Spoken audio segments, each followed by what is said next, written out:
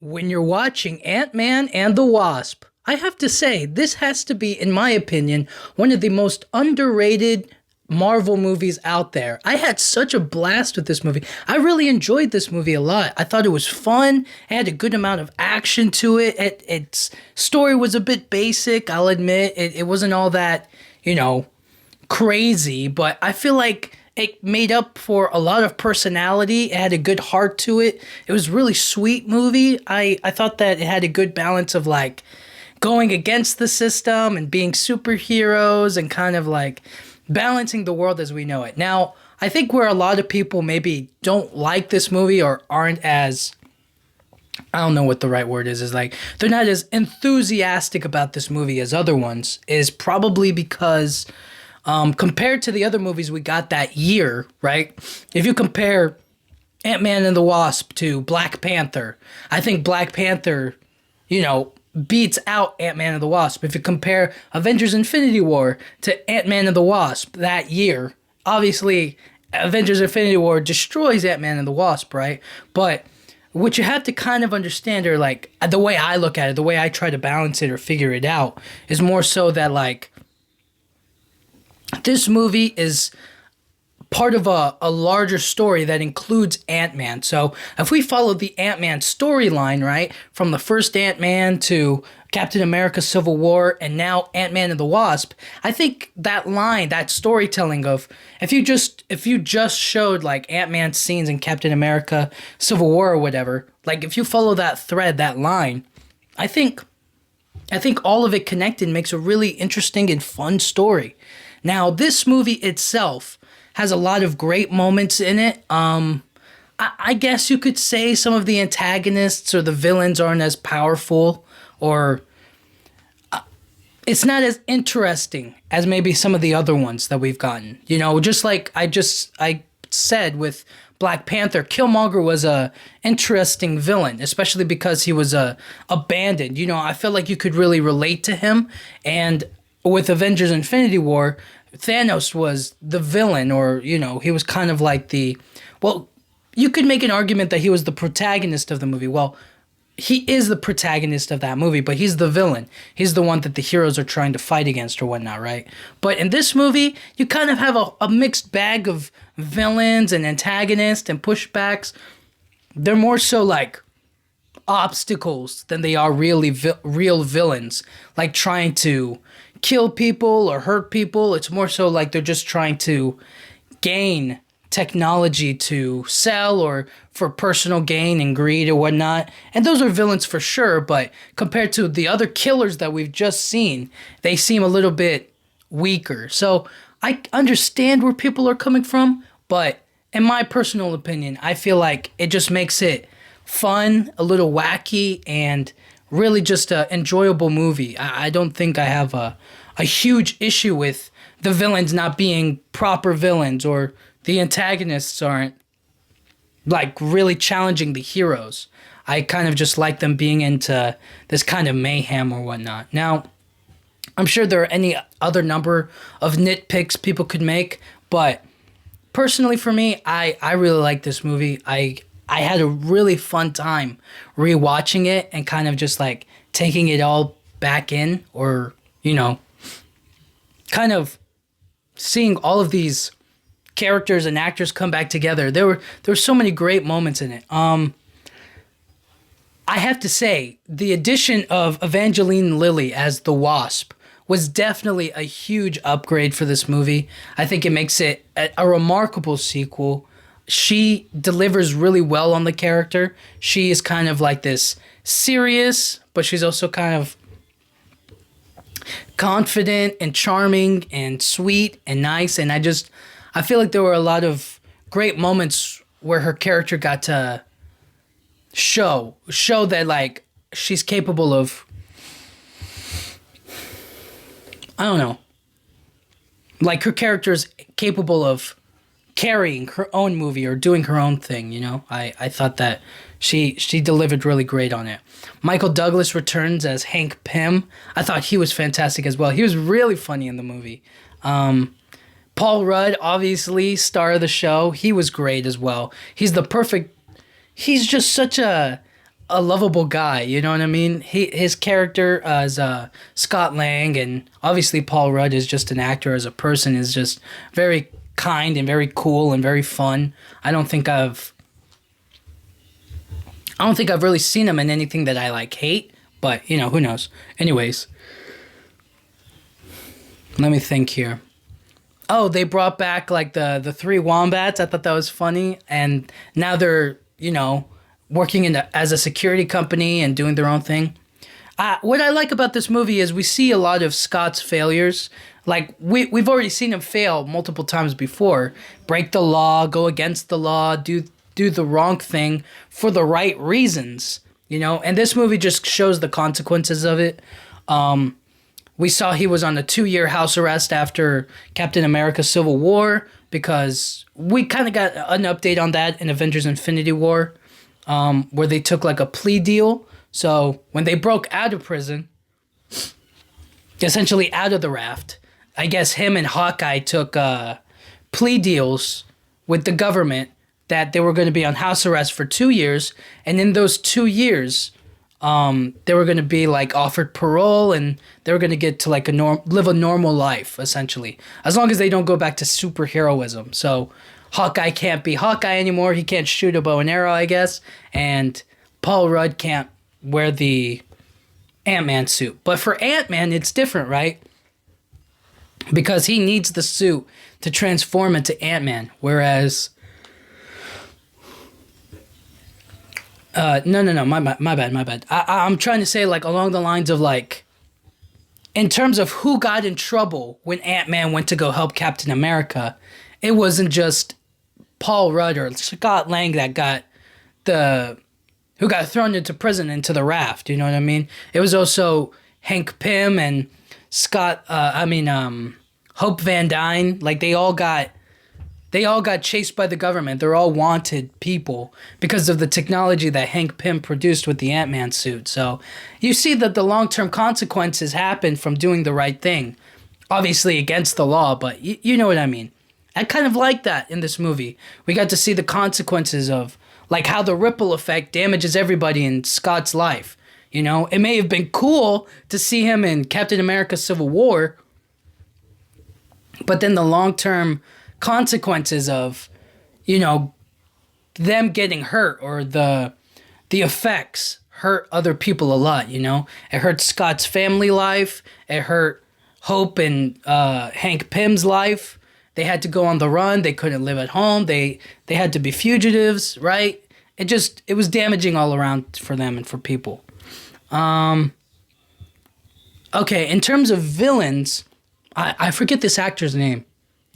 He's fantastic, by the way. It's he was like one of the bad people or whatever. I can't explain. What's his name? Actor name. It was... Oh, well, before that, Jimmy Woo, played by Randall Park. He's also great. Very, very likable guy. So there are like 3 kinds of antagonists, or like villains, I guess, or whoever's pushing back against Ant-Man and whatever he's doing. So there's the FBI, who are keeping an eye on Scott Lang, because technically he's a criminal. There's Walton Goggins. That's his name. Walton Goggins. He's great. I really liked his character in this movie. I thought it was kind of fun to see him like just play like a arms dealer bad guy or whoever. And then finally there's the Ghost. The woman who plays Ghost, her name is Hannah John Kamen, played by no, that's the actress's name. Her character name is Ava Starr. So I feel like there were 3 kind of like conflicting bad guys, or like people who were trying to go after Scott Lang and whatnot. Very fun, but it was kind of like, oh snap, what's you know, when you have a huge juggle of villains and antagonists, right? It's kind of hard to make it just one thing, you know? Not that having multiple villains is a bad thing. You can definitely have a balance of them all, but when they're all after the same guy or doing the same thing, it doesn't work as a I don't know. It's just hard to juggle all of those obstacles for the heroes or for the main characters or whatnot. Before I forget, Stan Lee cameo. I don't know if I did Stan Lee cameo for Avengers Infinity War. So for Avengers Infinity War, he's on the bus and he goes like, "What? You never seen an alien spaceship before?" I may have missed that. There was so much to talk about with Avengers Infinity War, so sue me. But yes, he's on that one. And then in this one, he has like a car and it gets shrunk by Hope. I think she was using like her shrinking thing or whatever, and it shrunk down and he was just like, well, it kind of like a karmic thing for him. He was like, well, this is what I get or whatever. Something like that along those lines. Very funny. I just feel like this movie was so full of humor. It was so fun and had a good amount of laughs in it. There was a moment with so Scott Lang is on house arrest. He can't leave his house. He has like the ankle monitor and whatnot.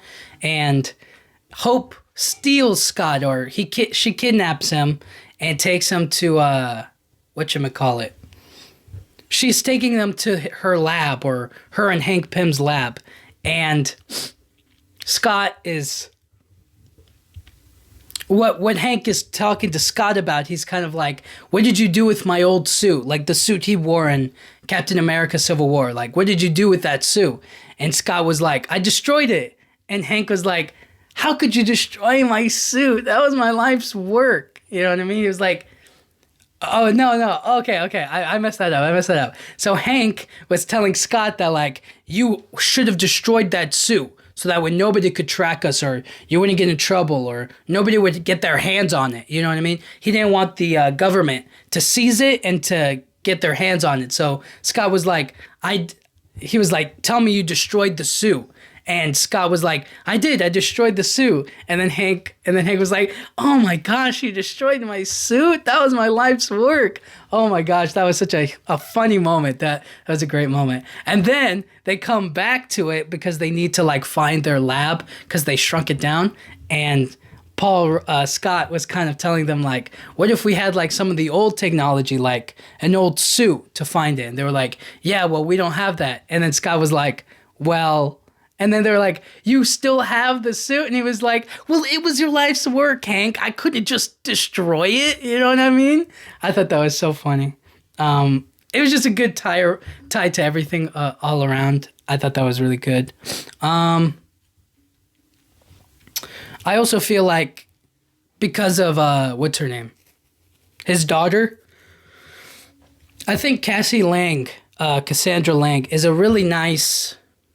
I don't know what the right word is. She's a really nice balance, or she's a good innocence that is missing in these Marvel movies. You know what I mean? I think that having somebody like that, or having a child or somebody like that who can know about their father's superheroism is really sweet and kind and important. Like, I don't think... at least I haven't seen. I'm sure it's in the comics somewhere. But what I'm trying to get at here is that, like, Spider-Man and his, like, daughter, you know what I mean? Like, she doesn't know that he's Spider-Man, or, you know what I mean? Like, she doesn't know that he's out there fighting crime or whatnot, or Batman. Well, Batman adopts kids to fight crime with him, as opposed to, like, you know... just letting them be regular kids. But this is one of the rare moments where, like, the kid is just a regular kid or whatnot, and they're like, you know, Dad, even though being a superhero is kind of looked at as a bad thing, I feel like you should do it because you care about people and you're a good Ant-Man or whatnot, you know? I just... all of that together I think is really good. But essentially, the main part of the story is Scott Lang has, like, 3 days until he's eligible for parole. He just has to stay at home, but... Hope and Hank are trying to find their mom, or Hope's mom, who got stuck in the quantum realm. So at the end of like the first Ant-Man movie, Scott Lang went in between worlds, or like he went subatomic. That's what it's called. And he shrunk so small and he kept on shrinking so small that he landed in the quantum realm. Fortunately for him, he was able to get out of there. And so that was how he was able to come back to the world. And they feel like Hank Pym and Hope feel like they can go into the quantum realm and find, Hank's wife or Hope's mom and essentially save her or bring her back. And it's kind of crazy that they're trying to do this thing, but what I'm trying to get at here is that's the main force of the movie, and then everybody else messes it up. You know what I mean?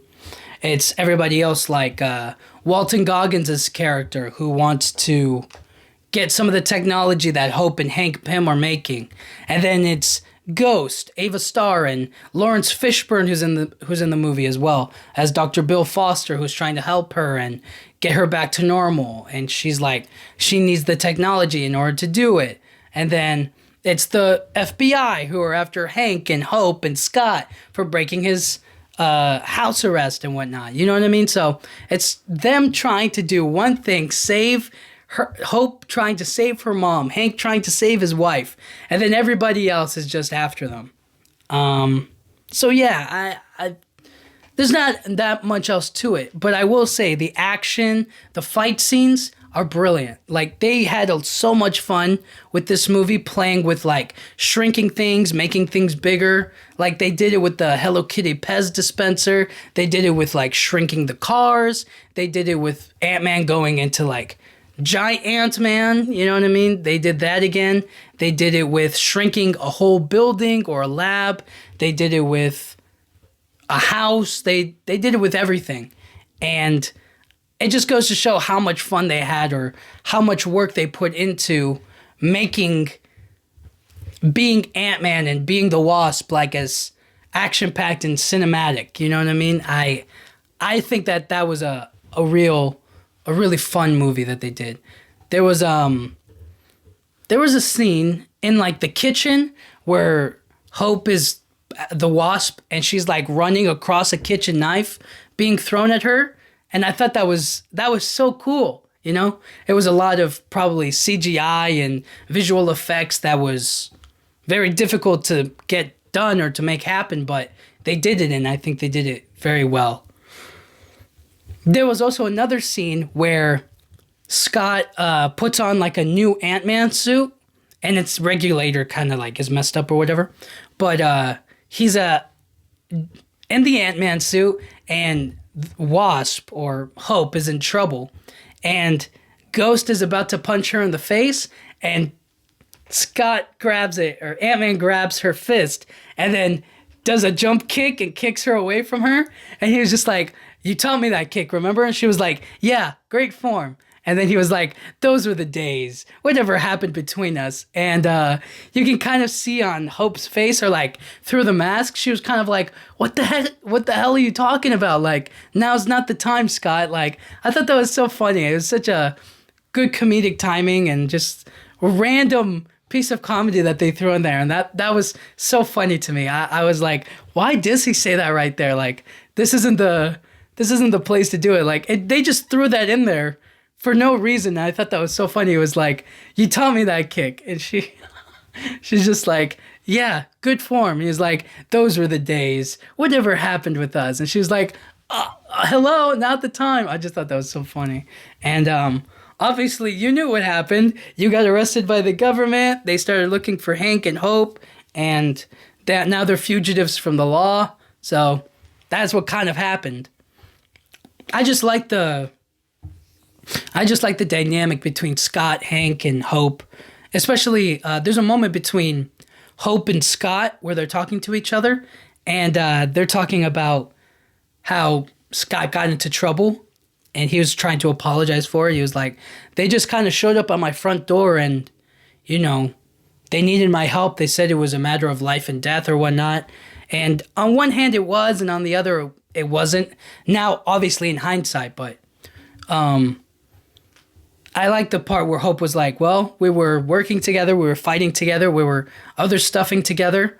And she said something along the lines of like, "Well, if I had been there, maybe things would have turned out differently. And Scott was kind of like, well, if I had asked you to come, would you have? And she was like, I guess we'll never know. But I do know one thing. And he's like, what's that? If I had been there, you never would have gotten caught. And on one hand, maybe she's right. On another hand, maybe she would have gotten caught too. But I thought that was just a good show of confidence that she has. And also how much she could have or would have added to the fight, I guess. But we'll never know, right? We'll never know. But I like that moment. I like that moment where she was kind of like, what if you had asked me? I would have gone too. I would have been a part of the mission too. I would have liked to have contributed, and we both would have escaped together. So it just kind of is a nice little payoff moment for the two of them of like, I guess their relationship, not a relationship, but could have been something, So I thought that was kind of like a really sweet moment, or a moment that is like, oh wow, that's interesting to think about. But it is what it is. Let me see. There's a really funny moment where Scott gets taken over by the mom who's played by Michelle Pfeiffer. I forget her name, sorry. But she takes over Scott's mind from the quantum realm after they're able to like kind of access it. And Paul Rudd transforms into their mother, and he's acting like the mom, and she's like, he's like grabbing Hank's face, and then he's calling Hope Jelly Bean, and they're like holding each other and laughing together or whatever. And she's like fixing like an algorithm on the computer, and she's like, you guys just need a little bit of help to find me. And I thought that was a funny moment. It was a good Paul Rudd moment where he's able to act as the mom and in between and stuff. There's also a really funny moment. Oh my gosh, this movie is just so full of comedy. But there was a moment where Scott was talking to Hope about how he had a dream from the quantum realm about seeing a little girl playing hide and seek in a big wardrobe. Well, he says like it was a big dresser, and they were like, that's a wardrobe, Scott. And she was like, and Hope says, where was the little girl? Where was she hiding? And he was like, in a big dresser. They're like, that's a wardrobe. Okay. And then she says like, what color was the wardrobe? And he was like, red with horses on it. And she was like, oh my gosh. She was like, that was me. We used to play hide and seek. I would hide there every single time when we played. And then Scott's like, it doesn't really seem like you got the gist of the game. Because they're playing hide and seek, and she would always hide in the big red wardrobe. So it's like, if anybody knows hide and seek, you're supposed to hide somewhere else every single time or find a new place. But she hid there every time, and Scott was like, doesn't seem like you really got the gist of the game, huh? And I thought that was funny. There's also another funny bit with Scott Lang and Jimmy Woo, or like the FBI guy, played by Randall Park, where he's showing him that like while he was under house arrest, he was like, look at the things that I've been doing. I've been learning close-up magic. And then he does like a really funny trick, or like he does a really quick trick. And then Jimmy comes up to him and is like, how'd you do that? And he was like, what? He was like, how'd you do that card trick? And then he was like, oh, a magician never gives up his secrets or whatever. I thought that was funny. And then later on, we see him like continuously practicing the magic trick. He's trying to learn like the card trick or whatnot. I thought that was funny. This is just a nice little like back and forth between them.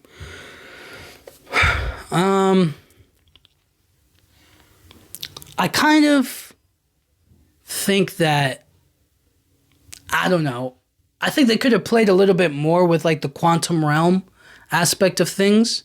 But what we did get, or what we kind of like learned about it, or what we got from it was that it's a really messed up place. It's not somewhere you want to be, and it'll mess with your mind being in there for too long. And we see that his wife, Janet, comes in like saves Hank and they come together and then they get brought back or whatnot. I feel like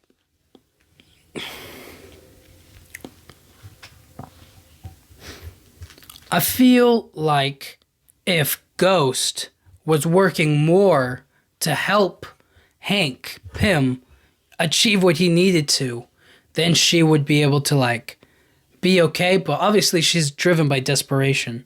She was she worked for Shield in order to like use her abilities as like an assassin or as like a fighter or whatnot to help them out. And we all know Shield isn't exactly squeaky clean, you know what I mean? So she could have been working for Hydra or whatever, but that's how she basically acquired her skills, or like her suit to like morph or to like turn into Ghost or to slip through matter and stuff.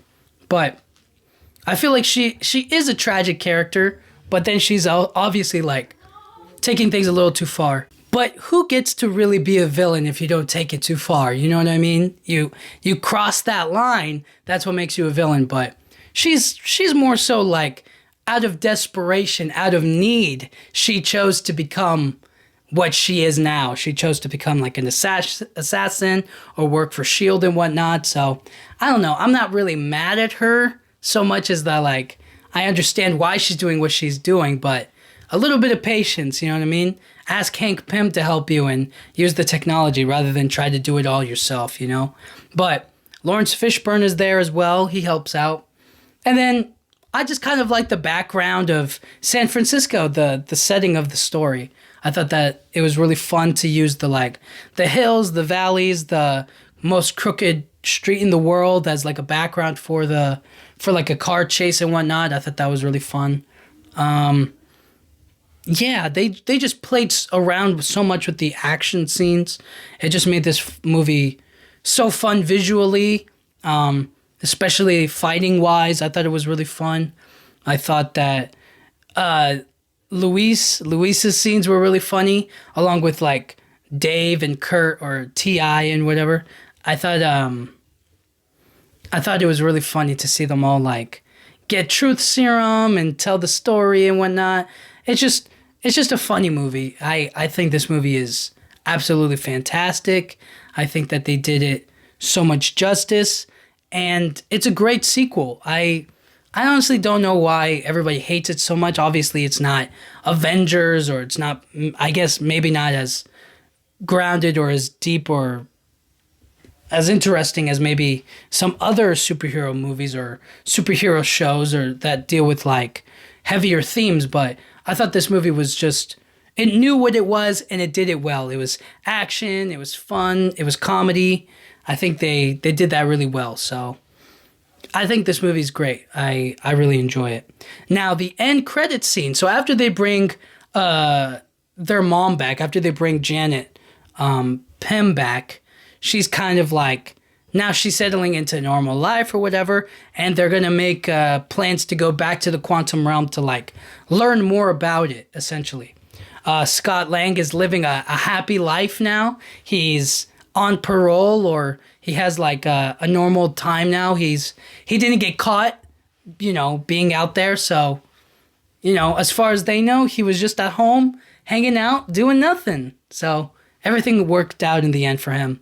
And then I think for Ava Starr, for Ghost, she's just kind of like still trying to figure out a way to avoid dying and whatnot, you know? So I think that's an important thing, is that she's not trying to hurt anybody anymore, but she is still trying to survive or figure out a way to be normal again. So at the end credits, I think we see who was it that we saw? Ah, my goodness, I can't believe I'm blanking on it. Let's see if I can find it.